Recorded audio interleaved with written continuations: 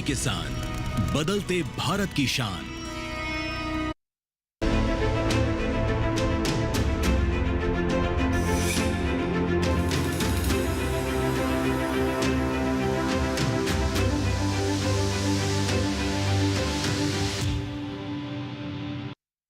नमस्कार, आप सभी का स्वागत है दूरदर्शन किसान पर। आप देख रहे हैं कार्यक्रम मौसम खबर। मैं हूं आपके साथ पुलकित शुक्ला।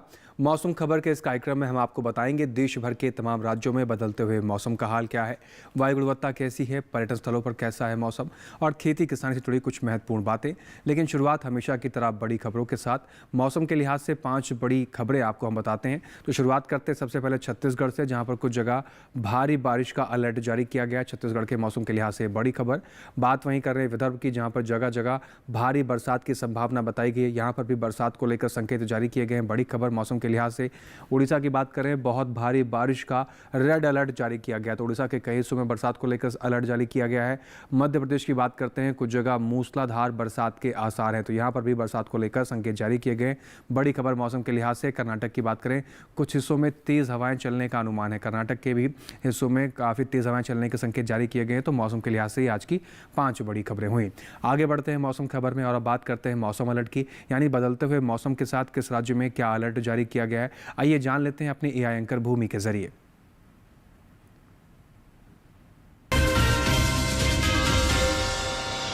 नमस्कार किसान भाइयों और बहनों, आप देख रहे हैं मौसम अलर्ट डीडी किसान पर।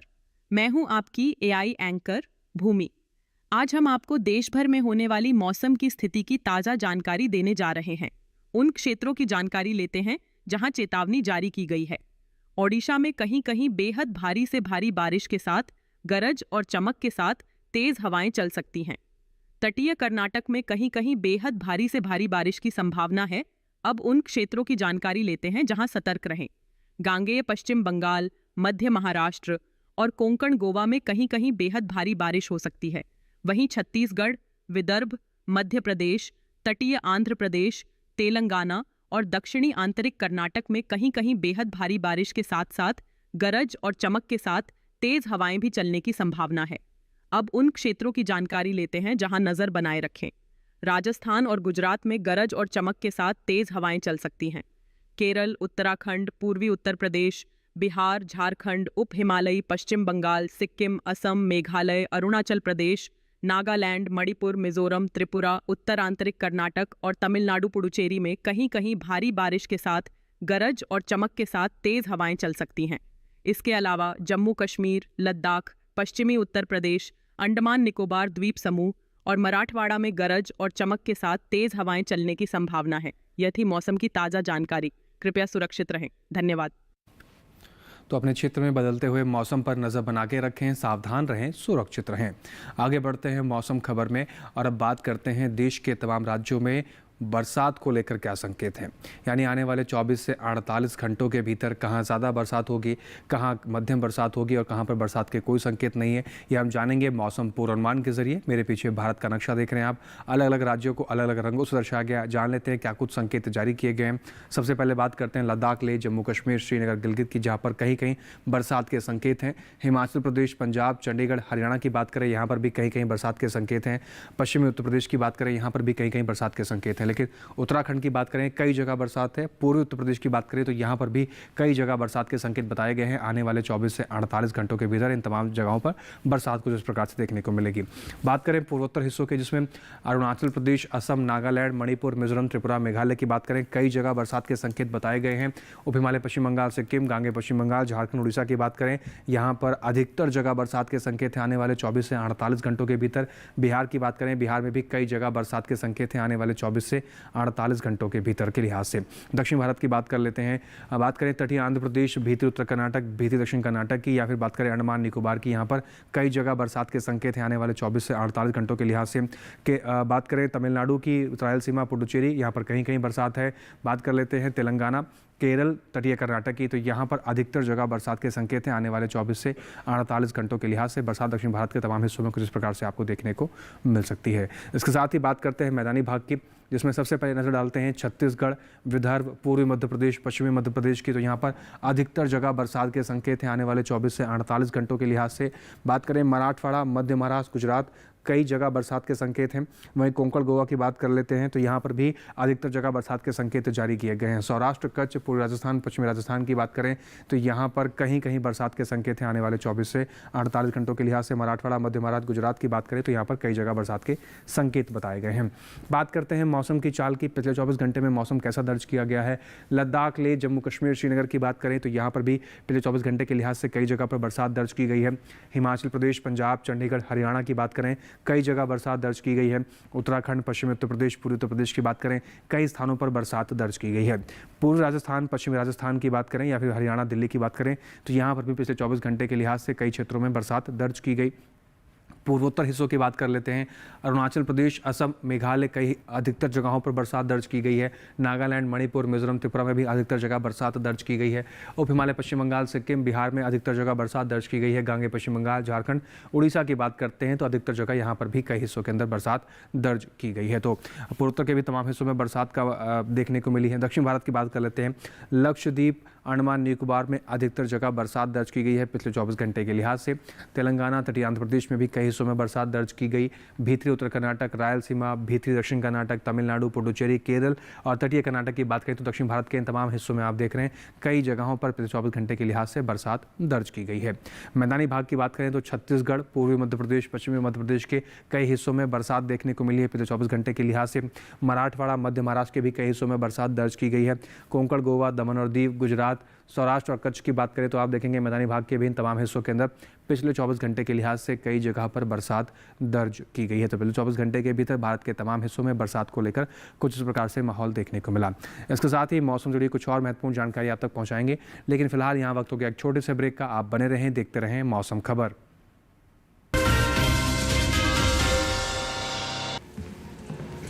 फॉरेक्स ट्रेडिंग अभी एक ट्रेड में सिक्सर। प्रसिद्ध, पहले सेफ्टी वरना क्लीन बोल्ड। अनऑथराइज प्लेटफॉर्म पे फॉरेक्स ट्रेडिंग यानी नुकसान, धोखाधड़ी और कानूनी कार्रवाई का डर। मतलब नुकसान की हैट्रिक। इसीलिए आरबीआई वेबसाइट पर जाएं, ऑथराइज्ड लिस्ट जांचें। आरबीआई कहता है जानकार बनिए, सतर्क रहिए। नवाचारी और नवोन्मेषी शिक्षा व्यवस्था से युवाओं की आशाओं को नई उड़ान दे रहा है नया उत्तर प्रदेश। ग्रामीण परिवेश हो या फिर नगरीय क्षेत्र, गुणवत्ता युक्त शिक्षा बनी है नए उत्तर प्रदेश की पहचान। स्कूल चलो अभियान और शारदा प्रोग्राम जैसे अभिनव प्रयासों से ड्रॉप आउट दर में आई है उल्लेखनीय गिरावट। ऑपरेशन कायाकल्प और टैबलेट वितरण जैसे कदमों से डिजिटल शिक्षा को मिले हैं नए आयाम। बेसिक शिक्षा से हायर एजुकेशन तक शिक्षा में उठाए गए अभूतपूर्व कदमों से हुआ है एजुकेशन का ट्रांसफॉर्मेशन। अंत्योदय और बिना किसी भेदभाव के सबको समान शिक्षा का अधिकार बना है युवाओं के उज्जवल भविष्य का आधार। वर्ष 2017 के बाद डबल इंजन सरकार के अभिनव प्रयासों ने नए उत्तर प्रदेश की शिक्षा व्यवस्था में किया है युगांतकारी ट्रांसफॉर्मेशन। समान शिक्षा का अधिकार, डबल इंजन सरकार।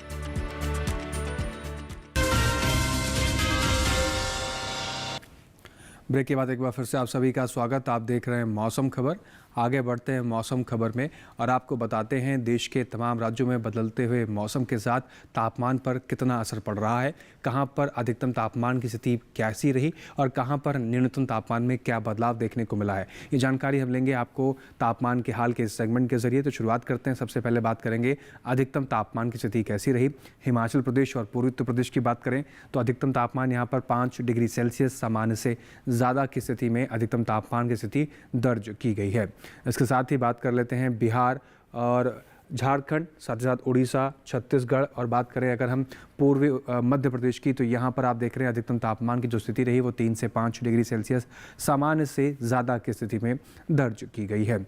अरुणाचल प्रदेश, असम, मेघालय, उप हिमालय, पश्चिम बंगाल, सिक्किम, गांगे पश्चिम बंगाल की बात करें अधिकतम तापमान यहाँ पर 5 डिग्री सेल्सियस सामान्य से ज़्यादा की स्थिति में दर्ज किया गया है। अधिकतम तापमान का हाल इस प्रकार से इन तमाम राज्यों के अंदर देखने को मिला। इसके साथ ही बात करें नागालैंड, मणिपुर, मिजोरम, त्रिपुरा की तो यहाँ पर भी अधिकतम तापमान 3 से 5 डिग्री सेल्सियस सामान्य से ज़्यादा की स्थिति में दर्ज किया गया। अधिकतम तापमान का हाल इस प्रकार से यहाँ पर देखने को मिला है। बात करते हैं तमिलनाडु, पुडुचेरी की तो यहाँ पर अधिकतम तापमान 3 से 5 डिग्री सेल्सियस सामान्य से ज़्यादा की स्थिति में दर्ज किया गया। अधिकतम तापमान का हाल यहाँ पर भी सामान्य से ज़्यादा देखने को मिला। बात करें बिहार के मोतिहारी की, जहाँ पर देश का सबसे अधिक तापमान दर्ज किया गया है 38.2 डिग्री सेल्सियस के साथ बिहार के मोतिहारी में सबसे अधिक तापमान देश का दर्ज किया गया है। इसके साथ ही अब बात कर लेते हैं न्यूनतम तापमान की स्थिति देश के तमाम हिस्सों में किस प्रकार से देखने को मिली। हिमाचल प्रदेश की बात करें सबसे पहले तो न्यूनतम तापमान यहाँ पर 5 डिग्री सेल्सियस सामान्य से ज़्यादा की स्थिति में दर्ज किया गया है। साथ ही बात कर लेते हैं बिहार, झारखंड, गांगे पश्चिम बंगाल की, तो यहाँ की स्थिति न्यूनतम तापमान की बात करें तो 3 से 5 डिग्री सेल्सियस सामान्य से ज़्यादा की दर्ज की गई। न्यूनतम तापमान सामान्य से ज़्यादा यहाँ पर देखने को मिला। बात करें असम, मेघालय और उप हिमालय पश्चिम बंगाल की, तो यहाँ पर भी आप देख रहे हैं 5 डिग्री सेल्सियस सामान्य से ज़्यादा की स्थिति में न्यूनतम तापमान दर्ज किया गया है। इस प्रकार से न्यूनतम तापमान काल यहाँ पर देखने को मिला। अंडमान निकोबार की बात कर लेते हैं, 3 से 5 डिग्री सेल्सियस सामान्य से ज़्यादा की स्थिति में न्यूनतम तापमान की स्थिति दर्ज की गई। न्यूनतम तापमान का हाल यहाँ पर भी सामान्य से ज़्यादा ही देखने को मिला है। इसके साथ ही बात कर लेते हैं कच्छ और सौराष्ट्र की स्थिति को लेकर, तो यहाँ पर आप देख रहे हैं कच्छ और सौराष्ट्र के भीतर न्यूनतम तापमान 5 डिग्री सेल्सियस सामान्य से ज़्यादा की दर्ज की गई। इस प्रकार से न्यूनतम तापमान का हाल देखने को मिला। बात करें पश्चिमी राजस्थान और साथ ही साथ गुजरात की स्थिति को लेकर, तो यहाँ पर भी आप देख रहे हैं जो न्यूनतम तापमान यहाँ पर बन रहा था वो 3 से 5 डिग्री सेल्सियस सामान्य से ज़्यादा की स्थिति में निकल कर सामने आया। बात करते हैं अब मैदानी भाग की, जिसमें पश्चिमी मध्य प्रदेश और पूर्वी मध्य प्रदेश की बात की जाए। न्यूनतम तापमान की स्थिति यहाँ पर भी 5 डिग्री सेल्सियस सामान्य से ज़्यादा की स्थिति में दर्ज किया गया है। न्यूनतम तापमान का हाल यहाँ पर भी सामान्य से ज़्यादा दर्ज किया गया। बात करते हैं भीतरी उत्तर कर्नाटक के शिमोगा की, जहाँ पर देश का सबसे कम तापमान दर्ज किया गया है 18.4 डिग्री सेल्सियस के साथ सबसे कम तापमान देश का शिमोगा में दर्ज किया गया। इसके साथ ही देश के बाकी बचे हुए हिस्सों में तापमान की स्थिति कैसी रही, आइए एक नज़र उस पर भी डाल लेते हैं।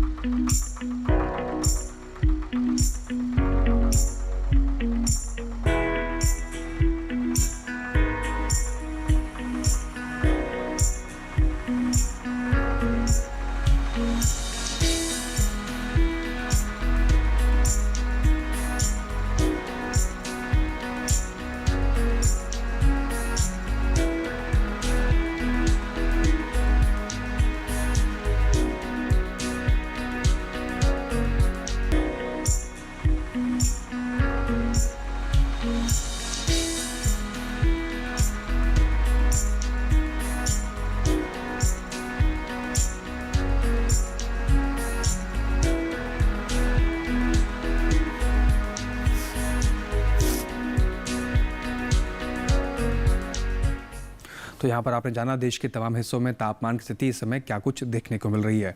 इसके अलावा यहाँ कुछ और महत्वपूर्ण जानकारी मौसम जुड़ी आप तक पहुँचाएंगे, लेकिन फिलहाल यहाँ वक्त हो गया एक और छोटे से ब्रेक का। आप बने रहें, देखते रहें मौसम खबर। अब क्या देख रहे हो पापा? तुम कहते हो ना कि स्टॉक मार्केट में बहुत सोच समझकर इन्वेस्ट करना चाहिए, बस थोड़ा सा ज्ञान ले रहा हूं। किससे? हर एक स्टॉक्स एक्सपर्ट है, मस्त एजुकेशनल वीडियोस बनाता है और अच्छी इन्वेस्टमेंट की टिप्स भी देता है। पापा इन वीडियोस पे ना जाएं, अपना रिसर्च खुद करें या सेबी रजिस्टर्ड इन्वेस्टमेंट एडवाइजर से संपर्क करें। एजुकेशन के नाम पर कुछ इन्फ्लुएंसर्स अक्सर इन्वेस्टर को मिसगाइड करते हैं, नुकसान आपका होगा। सोच कर समझ कर इन्वेस्ट कर। बेमौसम बारिश, आंधी और तूफान की चिंता भूल जाओ, फसल बीमा कराओ, सुरक्षा कवच पाओ। प्राकृतिक आपदा हो या कोई दुर्घटना, उसकी चिंता से भी मुक्ति पाओ। फसल बीमा हमने फसल बीमा योजना को अधिक प्रभावी बनाया, उसके दायरे में ज्यादा किसानों को लाए। अब तक 23 करोड़ से अधिक किसान आवेदनों को फसल मुआवजा मिला। खरीफ फसल बीमा के लिए शीघ्र पंजीकरण कराएं। बैंक शाखा, बीमा कंपनी, कृषि ऋण समिति, जन सेवा केंद्र से संपर्क करें या www.pmfby.gov.in पर ऑनलाइन आवेदन करें। बीमा कंपनी के प्रतिनिधि से घर बैठे एड ऐप द्वारा बीमा करा सकते हैं। फसल बीमा से संबंधित जानकारी के लिए हेल्पलाइन नंबर 14447 पर कॉल करें। फसल बीमा कराओ, सुरक्षा कवच पाओ। ब्रेक के बाद एक बार फिर से आप सभी का स्वागत। आप देख रहे हैं मौसम खबर। आगे बढ़ते हैं मौसम खबर में और जानकारी के सिलसिले को आगे बढ़ाते हुए जान लेते हैं अब देश के तमाम हिस्सों में वायु गुणवत्ता की स्थिति इस समय कैसी दर्ज की गई है। और इस जानकारी को जानने के लिए एक बार फिर से रुख करेंगे अपनी एआई एंकर भूमि की तरफ। अब बढ़ते हैं आगे और जानते हैं कि देश के अलग अलग राज्यों में वायु की गुणवत्ता कैसी है। सबसे पहले बात देश की राजधानी दिल्ली की। यहाँ वायु गुणवत्ता सूचकांक 83 दर्ज किया गया, जो कि संतोषजनक श्रेणी में आता है। जबकि पुणे की वायु गुणवत्ता अच्छी रही। यहाँ का वायु गुणवत्ता सूचकांक 41 दर्ज हुआ। मुंबई की बात करें तो यहाँ की वायु गुणवत्ता भी अच्छी रही। मुंबई में वायु गुणवत्ता सूचकांक 50 दर्ज हुआ। कोलकाता में वायु गुणवत्ता सूचकांक 44 दर्ज किया गया, जो कि अच्छी श्रेणी में है। बेंगलुरु में वायु गुणवत्ता सूचकांक 56 दर्ज किया गया, जो संतोषजनक श्रेणी में आता है। लखनऊ में वायु की गुणवत्ता संतोषजनक रही। यहाँ वायु गुणवत्ता सूचकांक 70 दर्ज हुआ। पटना में वायु गुणवत्ता सूचकांक 81 रहा, जो कि संतोषजनक श्रेणी में है। उधर हैदराबाद में वायु गुणवत्ता सूचकांक 56 रहा, जो कि संतोषजनक श्रेणी में आता है। अहमदाबाद में भी वायु की गुणवत्ता संतोषजनक रही। यहाँ वायु गुणवत्ता सूचकांक 55 दर्ज किया गया। कृपया अपनी सेहत का ध्यान रखें। हम फिर मिलेंगे, तब तक के लिए नमस्कार। धन्यवाद भूमि। आगे बढ़ते हैं मौसम खबर में और अब आपको बताते हैं देश के तमाम हिस्सों में जो हमारे प्रमुख पर्यटन स्थल हैं वहां पर आने वाले 4 दिनों में मौसम का हाल कैसा रहने वाला है, वहां के तापमान में क्या कुछ तब्दीली देखने को मिलेगी, ताकि आप आने वाले दिनों में पर्यटन की स्थिति से अगर कहीं जाना चाहते हैं तो अपनी तैयारियां उस हिसाब से कर सकें। तो शुरुआत करते हैं पर्यटन पूर्वानुमान की और जानते हैं कि कैसा रहेगा आने वाला 4 दिन हिमाचल प्रदेश के शिमला में। शुक्रवार की बात करें तो यहाँ पर बरसात के संकेत जारी किए गए हैं। शनिवार, रविवार, सोमवार बाकी के 3 दिन गरज चमक के साथ तेज बरसात के संकेत हैं। अधिकतम तापमान की बात करें तो 23 से 24 डिग्री सेल्सियस तक का अधिकतम तापमान बनता हुआ नजर आएगा। न्यूनतम तापमान 16 से 17 डिग्री सेल्सियस के आसपास की स्थिति बनती नजर आ सकती है। तो आने वाले शिमला में 4 दिन यहाँ पर बरसात के संकेत जारी किए गए हैं। आप इस प्रकार की तैयारी कर सकते हैं। फिलहाल उत्तराखंड के मसूरी की बात कर लेते हैं। शुक्रवार, शनिवार, रविवार, सोमवार 4 दिन यहाँ पर भी गरज चमक के साथ तेज बरसात के संकेत जारी किए गए हैं। अधिकतम तापमान की अगर बात करें तो 19 डिग्री सेल्सियस से लेकर 23 डिग्री सेल्सियस तक की स्थिति अधिकतम तापमान की बनती हुई नजर आएगी। न्यूनतम तापमान 18 से 19 डिग्री सेल्सियस के आसपास आपको देखने को मिलेगा। लेकिन मसूरी में भी आने वाले 4 दिन गरज चमक के साथ तेज बरसात के अलर्ट जारी किए गए हैं। पंजाब के अमृतसर की अगर हम बात करें, शुक्रवार, शनिवार, रविवार शुरुआत के 3 दिन मिला जुला रुख देखने को मिलेगा मौसम का। कुछ जगह पर बादल छाए रहेंगे, कुछ जगह पर हल्की फुल्की धूप खिलने के संकेत हैं। वहीं सोमवार की अगर बात कर लें तो यहाँ पर गरज चमक के साथ तेज बरसात के संकेत जारी किए गए हैं। बात करते हैं अधिकतम तापमान की, 30 डिग्री सेल्सियस से लेकर 32 डिग्री सेल्सियस तक का अधिकतम तापमान आपको अमृतसर के भीतर नजर आ सकता है। और न्यूनतम तापमान पर नजर बना के रखें। उत्तर प्रदेश के वाराणसी की बात करें, शुक्रवार, शनिवार, रविवार, सोमवार 4 दिन यहाँ पर भी गरज चमक के साथ तेज बरसात के संकेत जारी किए गए हैं। अधिकतम तापमान की बात करें तो 28 डिग्री सेल्सियस से लेकर 32 डिग्री सेल्सियस तक का अधिकतम तापमान आपको देखने को मिल सकता है। वहीं न्यूनतम तापमान की बात करें तो 24 डिग्री सेल्सियस से लेकर 26 डिग्री सेल्सियस तक की स्थिति न्यूनतम तापमान में बनती नजर आएगी। और 4 दिन यहाँ पर भी गरज चमक के साथ तेज बरसात के संकेत जारी किए गए हैं। पूर्वोत्तर राज्यों का रुख कर लेते हैं। पश्चिम बंगाल के दीघा की अगर बात करें तो शुक्रवार, शनिवार 2 दिन गरज चमक के साथ तेज बरसात के संकेत जारी किए गए हैं। रविवार को कुछ क्षेत्रों में मध्यम बरसात दर्ज की जा सकती है। सोमवार की बात करें, मौसम में तब्दीली है। कुछ जगह पर बादल छाए रहेंगे, कुछ जगह पर हल्की फुल्की धूप खिलने के संकेत जारी किए गए हैं। अधिकतम तापमान 32 डिग्री सेल्सियस से लेकर 34 डिग्री सेल्सियस तक का आपको देखने को मिलेगा। वहीं न्यूनतम तापमान की बात करें तो 25 से 26 डिग्री सेल्सियस तक का न्यूनतम तापमान देखने को मिल सकता है। सिक्किम के गंगटोक की बात कर लें, शुक्रवार, शनिवार, रविवार, सोमवार 4 दिन यहाँ पर भी गरज चमक के साथ तेज बरसात के संकेत हैं। अधिकतम तापमान की बात करें 23 से 25 डिग्री सेल्सियस तक का अधिकतम तापमान आपको देखने को मिलेगा। न्यूनतम तापमान की बात करें 18 से न्यूनतम तापमान 18 से 19 डिग्री सेल्सियस के आसपास आपको देखने को मिल सकता है। आने वाले 4 दिनों के लिहाज से गंगटोक का मौसम और तापमान इस प्रकार से देखने को मिलेगा। तेलंगाना के हैदराबाद की बात करें, शुक्रवार, शनिवार बरसात को लेकर संकेत जारी किए गए हैं। रविवार, सोमवार मौसम में परिवर्तन है। कुछ जगह बादल छाए रहेंगे, कुछ जगह हल्की फुल्की धूप खिलने के संकेत हैं। अधिकतम तापमान 26 से 28 डिग्री सेल्सियस तक है। न्यूनतम तापमान 20 से 21 डिग्री सेल्सियस तक आपको देखने को मिल सकता है। आने वाले 4 दिनों के लिहाज से मौसम इस प्रकार से तापमान की स्थिति कुछ ऐसी देखने को मिलेगी। तमिलनाडु के ऊटी की बात करते हैं, शुक्रवार, शनिवार बरसात के संकेत जारी किए गए हैं। रविवार को कुछ जगह पर बादल छाए रहेंगे, कुछ जगह पर धूप खिलने के संकेत हैं।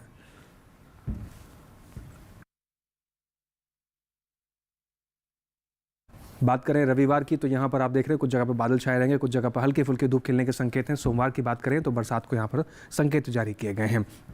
बात कर लेते हैं केरल के कोट्टायम की। शुक्रवार, शनिवार, रविवार, सोमवार चारों दिन यहाँ पर गरज चमक के साथ तेज़ बरसात के संकेत जारी किए गए हैं। अधिकतम तापमान की बात करें 29 डिग्री सेल्सियस तक का अधिकतम तापमान आपको देखने को मिलेगा आने वाले 4 दिनों के भीतर। न्यूनतम तापमान 22 डिग्री सेल्सियस के आसपास बनता हुआ नजर आएगा, लेकिन यहाँ पर भी चारों दिन गरज चमक के साथ तेज़ बरसात के संकेत जारी किए गए हैं। तो आप कोट्टायम जाना चाहते हैं तो इस प्रकार के मौसम और इस प्रकार के तापमान के लिए खुद को तैयार कर सकते हैं। गुजरात के अहमदाबाद की बात करें, शुक्रवार को गरज चमक के साथ तेज़ बरसात के संकेत हैं। शनिवार को मौसम में तब्दीली है, कुछ जगह बादल छाए रहेंगे, कुछ जगह हल्की फुल्की धूप खिलने के संकेत हैं। रविवार, सोमवार फिर से मौसम में परिवर्तन है, मध्यम बरसात के संकेत जारी किए गए हैं। अधिकतम तापमान की बात करें 32 डिग्री सेल्सियस से लेकर 34 डिग्री सेल्सियस तक का अधिकतम तापमान आपको देखने को मिलेगा आने वाले 4 दिनों के लिहाज से। न्यूनतम तापमान की बात करें तो 26 से 27 डिग्री सेल्सियस का हाल आपको देखने को मिल सकता है। ये बात हुई पर्यटन पूर्वानुमान की। अब बात करते हैं अपने देश के अन्नदाता किसान की और खेत में लगी हुई इस समय फसलों की देखभाल की। तो आइए जान लेते हैं अपने एंकर कृषि के जरिए कि इस मौसम में अपनी फसलों की देखभाल कैसे करनी है।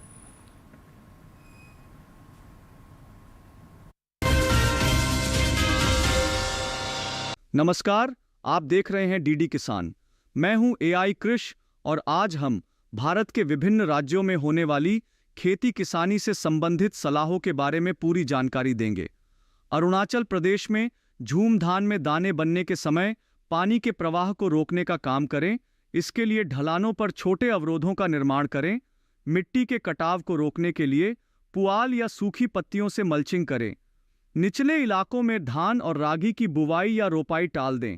पहले से बोई गई या रोपी गई धान और रागी के खेतों में पर्याप्त जल निकासी की व्यवस्था करें। अरुणाचल प्रदेश में सब्जियों के खेतों में फालतू पानी जमा न होने दें। सोयाबीन के खेतों में पर्याप्त जल निकासी की व्यवस्था जरूरी है। बागानों में भी जल भराव की समस्या हो सकती है। सेब और कीवी के पौधों को सहारा देने का काम करें और फलों को गिरने से बचाएं। असम में तैयार जूट की कटाई करें। यहाँ के किसान साली धान की रोपाई जारी रखें। सुपारी, नींबू और अदरक के खेतों में बारिश का फालतू पानी जमा न होने दें। मेघालय के घाटी क्षेत्र में धान की नर्सरी की बुवाई रोक दें। यहाँ के किसान नर्सरी के खेतों में उचित जल निकासी की व्यवस्था करें। मक्का, लोबिया और सब्जियों को जलभराव से बचाने के लिए पर्याप्त जल निकासी की व्यवस्था सुनिश्चित कर लें। पूर्वोत्तर भारत या नागालैंड के जिन इलाकों में जल भराव की वजह से धान की फसल खराब हो गई हो, वहां के किसान 7 से 10 दिनों के अंदर फिर से धान की रोपाई कर सकते हैं। दोबारा रोपाई के लिए 20 से 25 दिन पहले बोए गए पौधों का उपयोग करें। इसी तरह सोयाबीन की फसल में भी अंतराल को भरने का काम करें। इसी तरह कृषि और किसानों से जुड़ी हर महत्वपूर्ण जानकारी के लिए हमारे साथ जुड़े रहिए और देखते रहिए डीडी किसान। धन्यवाद। करते हैं और जानते हैं कि आज की फसल पे हमें क्या जानकारी मिलेगी। तो आपको बता दें कि ये मौसम करेले की बुआई के लिए बेहद उपयुक्त है, लेकिन अच्छी फसल आपको तभी मिलेगी जब उसकी बुआई से लेकर फसल उत्पादन तक बताई गई सभी बातों का आप विशेष रूप से ध्यान रखेंगे। तो आइए देख लेते हैं एक रिपोर्ट के जरिए कि करेले की अच्छी बुआई के लिए क्या कुछ सही तरीका है।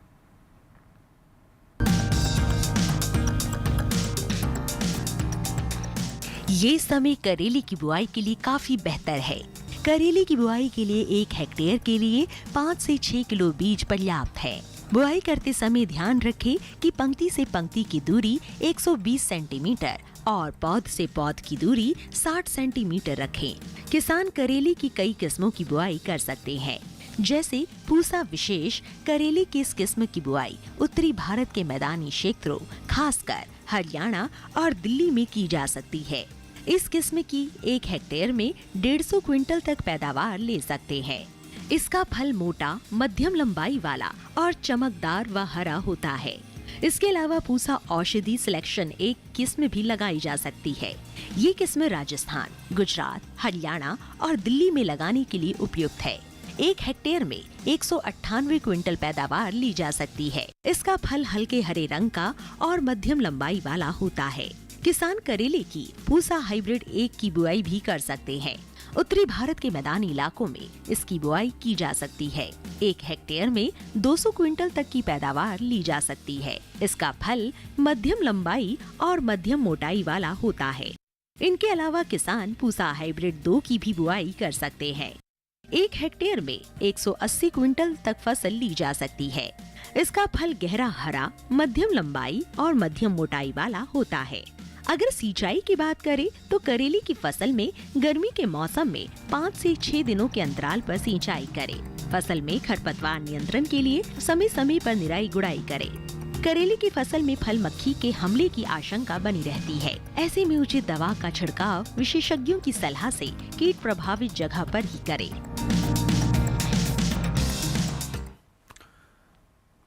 तो करेले की अच्छी फसल लेने के लिए किसान भाई बताई गई बातों का विशेष रूप से ध्यान रखें। इसके साथ ही आज के मौसम खबर में बस इतना ही। मौसम खबर में दिखाई गई हर एक जानकारी को दोबारा से देखने के लिए किसान भाई डीडी किसान के यूट्यूब चैनल का इस्तेमाल कर सकते हैं। हमेशा की तरह आपके टेलीविजन स्क्रीन पर हम एक आपको QR कोड दिखा रहे हैं। इसको आप स्कैन करेंगे तो सीधा पहुँच जाएंगे डीडी किसान के यूट्यूब चैनल पर। वहाँ पर भी हर जानकारी को आप दोबारा से भी देख सकते हैं। उम्मीद करते हैं दिखाई गई हर एक जानकारी से हमारे किसान भाइयों को लाभ हो रहा होगा। इसके साथ ही आज के लिए बस इतना ही। फिर से हाजिर होंगे मौसम से जुड़ी तमाम नई जानकारियों को लेकर। फिलहाल हमें दीजिए इजाज़त। आप बने रहे डीडी किसान के साथ। नमस्कार।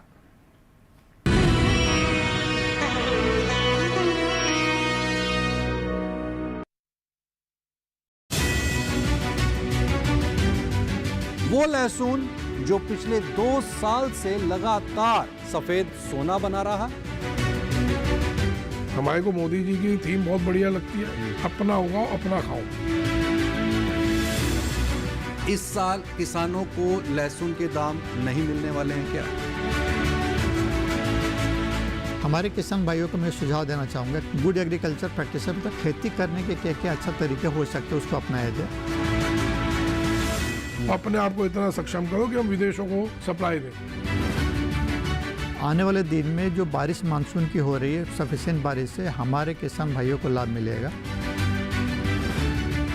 कश्मीर का लहसुन डबल फसल है।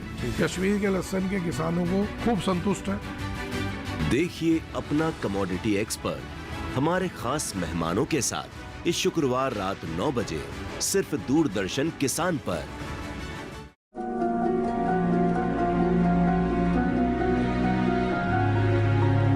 बिजली, चकत्ते, रूखापन, एक्जिमा और फंगल इन्फेक्शन। मॉनसून के दौरान त्वचा में हो सकती हैं कई दिक्कतें। अगर आप भी बरसात के मौसम में होने वाली त्वचा की समस्या के बारे में कुछ जानना या पूछना चाहते हैं तो लगाइए हमारे टोल फ्री नंबर 1800-113060 और 1800-113061 पर कॉल।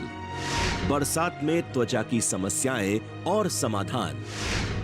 इस शनिवार स्वस्थ किसान लाइव शाम 6 से 7 बजे केवल दूरदर्शन किसान पर।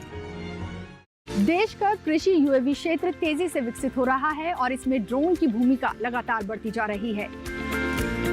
ड्रोन्स में जो कंपोनेंट लग रहे हैं हम वो इंडिजिनसली इंडिया में, भारत में बनाएंगे। जो अभी ये कंपोनेंट्स आते हैं ये बाहर से आते हैं। आत्मनिर्भरता हमारे इन कंपोनेंट से ही आएगी। कंपोनेंट्स की अगर हम बात करें जो हम लोग डेवलप कर रहे हैं, हम इंडिया के हिसाब से कर रहे हैं। ये फ्लाइट कंट्रोलर में ये फीचर होना चाहिए जिस पे हम काम कर रहे हैं कि वो गया तो वापस आएगा। खासकर हमारे जो कृषि क्षेत्र है ताकि उसकी डिपेंडेंसी बाहर के देशों पे ना हो। देखिए कृषि स्टार्टअप इस शनिवार रात 9:30 बजे और पुनः प्रसारण सोमवार शाम 4 बजे सिर्फ डीडी किसान पर।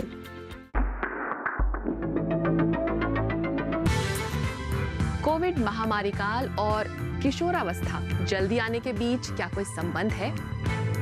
मंथन प्रत्येक शनिवार प्रातः 9 बजे डीडी नेशनल पर।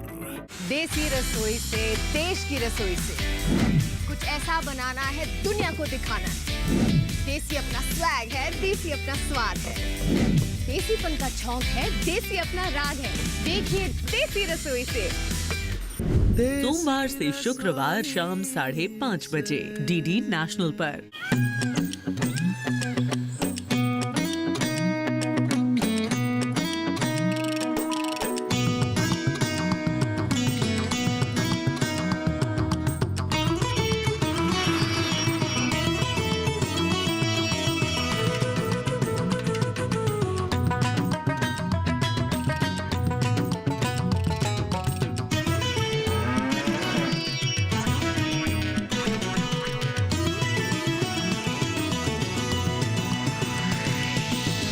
डीडी किसान, बदलते भारत की शान।